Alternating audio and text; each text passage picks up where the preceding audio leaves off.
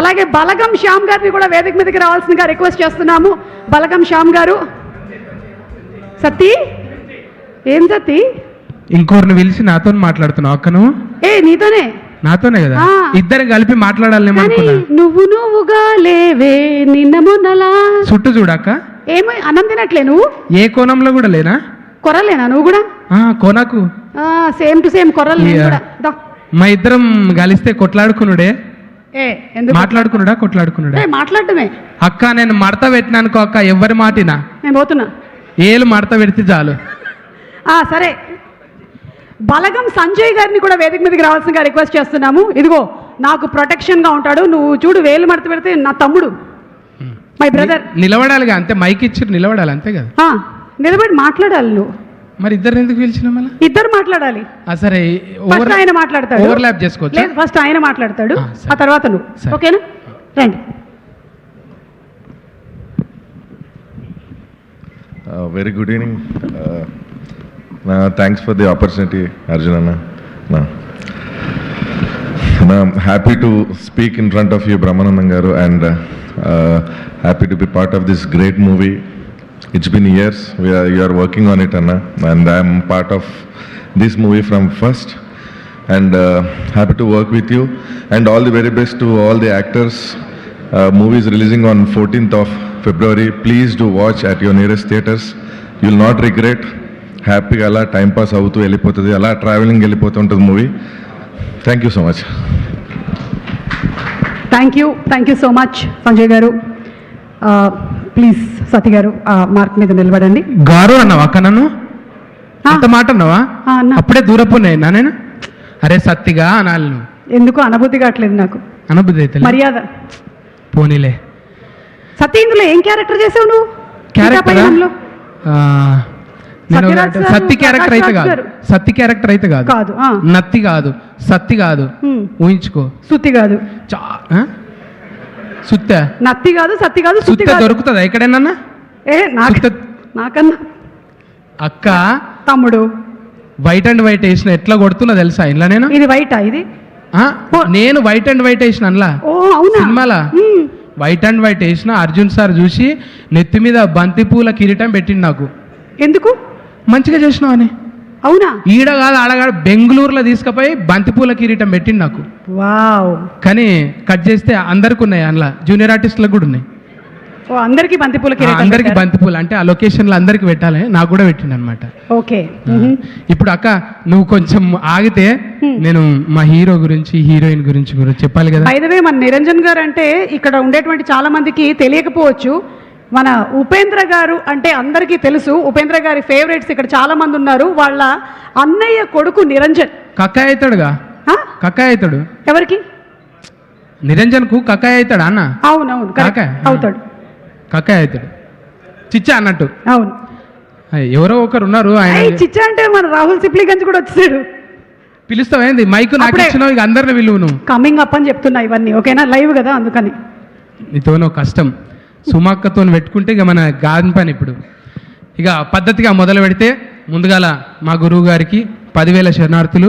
మా గురువు గారు ప్రేమగా పిలుచుకునే బర్మానందం సార్. నాకే అనుకున్న సత్యనారాయణ నిజంగా సత్తి అని పేరున్న వాళ్ళందరికీ అదేనేమో బర్మానందమేమో. సార్కు నాకు రిలేషన్ మళ్ళా సత్తెనపల్లి కూడా, సత్తన్నపల్లి అట్లా దగ్గరగా కుదిరింది అన్నట్టు. ఈ మధ్యన గురుగారితో 2వ ఈవెంట్. నేను గురుగారు ఈ సినిమాలో నేను నత్తి సత్తిలాగా కాకుండా కొత్తగా చేపించిండు అర్జున్ సార్ నన్ను.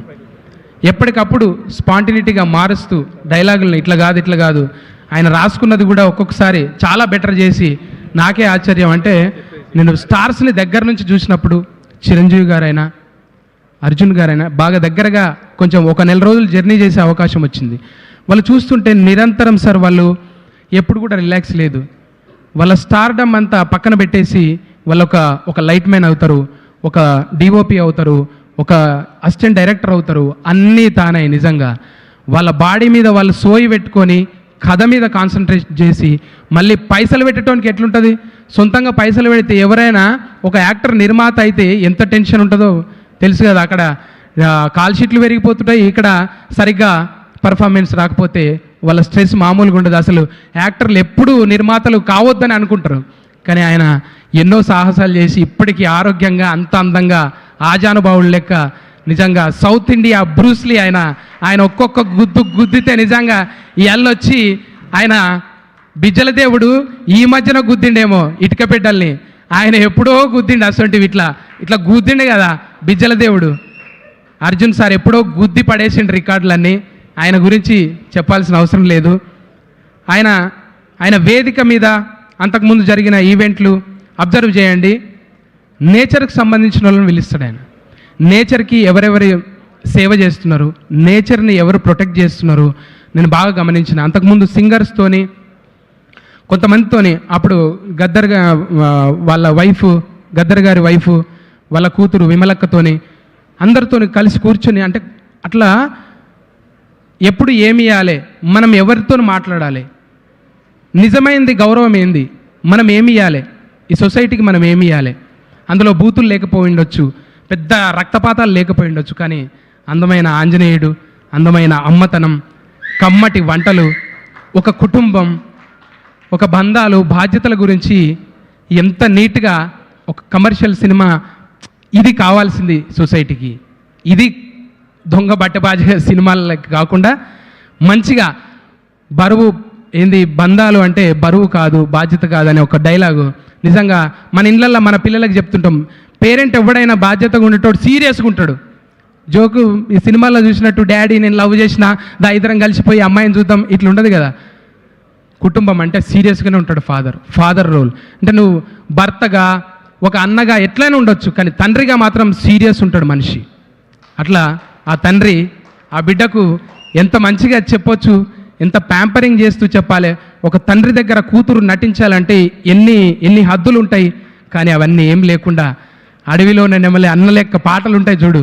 అడవిలో నా నెమలి బోలే చెల్లమ్మా, నువ్వు ఆటలాడుకో పాట పాడుకో చెల్లమ్మ అన్నట్టు ఒక తండ్రి దగ్గర కూతురు నటిస్తుంటే నాకు నిజంగా హ్యాట్సప్ సార్ మీ ఓపికకి. ఎవరు పిల్లల్ని అట్లా దగ్గరగా నేను చేస్తుంటాను, నేను పోతలే, నేను ఉంటాడు చేయడు అన్న రోజులు, కానీ మీరు దగ్గరుండి ఎంత మంచిగా చేయించారు. అమ్మ కూడా నిజంగా అమ్మ అనాలనిపిస్తుంది, ఎంత పద్ధతిగా. అట్లా నిరంజన్ గారు కూడా ఆయన అంతుండి కూడా మా హైట్కు కొంచెం వంగి ఇట్లా పెడుతుంటాడు అనమాట. నేను ఈడ పెడితే మళ్ళీ పొగరనుకుంటారేమని మా హైట్కు వంగి ఇట్లా అంటాడు అనమాట. అంత పద్ధతిగా భాష రాకపోయినా భావం, ఆ బాడీ లాంగ్వేజ్ చూస్తుంటే ముచ్చటేస్తుండే. లొకేషన్లో మేము చేసింది 10-15 రోజులు. అమ్మ నివేదిత అమ్మ థ్యాంక్స్ అమ్మ.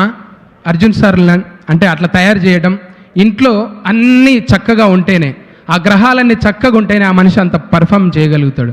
మీరందరూ మంచి గ్రహాలు, మీరు ఆయనకు చుట్టూ ఉండి మీరందరూ నడిపిస్తున్నారు, గ్రేట్. ఇందులో అన్నీ ఏలే, ఫస్ట్ ఏతోనే స్టార్ట్. అర్జున్ సార్, ఐశ్వర్య, అంజలి అమ్మ, అందరూ ఆయనకు అమ్మ ఆవు అన్నిటితో వచ్చావమ్మ నువ్వు. వాళ్ళ ఇంటికి నివేదితమ్మ ఎలాగో స్టేజ్కి సుమమ్మ అలాగా, అందుకే నేను ఇక్కడ సుమమ్మ నిన్ను కూడా వద్దు సుమా అని అనలేమమ్మా, నువ్వు గెలుకుతూనే ఉండాలి. మీరు గెలికిన కొద్దీ మేము గెలుస్తూనే ఉంటాం, గెలుకు. అట్లా ఒక్కొక్కరు చెప్పుకుంటూ పోతే, ఇట్లా డిస్టర్బ్ చేసుకుంటూ పోతే మనకున్నదే దేడిది మాకు, అందులో సగం బాయ్. ఇక ఏం చేస్తాం, నేను చెప్తా. నివేదితమ్మ దగ్గర ఆగావు. నివేదితమ్మ థ్యాంక్స్ అమ్మ. అట్లా తయారు చేసిన చాలామంది ఉన్నారు, నేను అందరి పేర్లు చెప్పకపోవచ్చు. మా అనూపన్న, రాహుల్ భాయ్, ఏ ఊరికి వెళ్తావే పిల్ల, సూపర్ మంచి పాట అనేది, ఏడున్న వోకల్స్. చెల్లె నువ్వు కూడా వచ్చినావు, మధు కూడా వచ్చి, మధుప్రియ, అందరిని చూస్తుంటే ఇప్పుడే చూసిన అమ్మ, థ్యాంక్స్ అమ్మ. ఎంఎస్ నారాయణ గారి కూతురు, నేను ఫస్ట్ టైం చూస్తున్నా. అందరు లేచి నిలబడితే నేను ఎవరో అనుకున్నా, తర్వాత అడిగితే గురువుగారు చెప్పారు. థ్యాంక్స్. ఈ వేదిక మీద మంచి మాటలు రాసే ఇంకా సాయి మాధవ్, నాకు కొంచెం బుర్ర లేదు సార్, లాస్ట్లో చెప్పిన ఏమనుకోండి. సత్యరాజ్ గారు అంత పెద్ద యాక్టర్తోని ఒకరోజు ఉన్న సార్, సడన్గా వాళ్ళకి ఏదో ఇంట్లో జరిగి వాళ్ళ అమ్మగారికి ఏదో బాగాలేదని వెళ్ళిపోయారు అక్కడ లొకేషన్లో. Thank you sir. Prakash Raj గారు నన్ను ఫస్ట్ టైం చూసినప్పుడు కూడా ఎరా అన్నాడు. ఏం సార్ రా అంటున్నావు అన్నా. ఎలా కూడా అంటారా అంటాం సార్, అంటే ఫస్ట్ టైం కలిసినప్పుడు అరే తూరే అంటుంటే ఆ చనువు తీసుకున్నామంటే అంటే పెద్ద అయిన కదా ఆ క్యారెక్టర్లో ఉండి అట్లా అనమాట. మనమేమో ఏం సార్ నువ్వు ఫస్ట్ టైం కలిసినప్పుడే అరే తూరే అంటున్నావు, నేను మాట్లాడా అంటే ఏంట్రా నిన్న రా అన్నందుకు మళ్ళీ కూడా రా అన్నావు సార్ నువ్వు అన్న. రోజు రానుడు మొదలుపెట్టింది, ఇక మాట్లాడే పని చేసింది నేను. అట్లా చిన్న చిన్న ఇన్సిడెంట్లు చాలా ముచ్చటగా సాగింది మా సినిమా జర్నీ. మంచి సినిమా తీసిరు సార్. నాకైతే మంచిగా ఒక ఉగాది పండుగ, ఏదో ఒక పులిగాల పున్నం, ఎడ్లకు పెట్టే పండుగ, దేవుణ్ణి తిరునాళ్ళు, అట్లా ప్రతి ఫ్రేమ్ కూడా అందంగా ఎంత బ్యూటీగా ఉందంటే ఆ సినిమాలో నటించినందుకు నాకు అవకాశం ఇచ్చినందుకు thank you sir. Thank you. Thank you so much Sati. కలుద్దాము in theatres February 14th. Cinema ప్రయాణం ఎంత ఎంటర్టైనింగ్గా గడిచిందో ఈ సీతా పయనం కూడా అంతే అందంగా ఉండుంటుంది.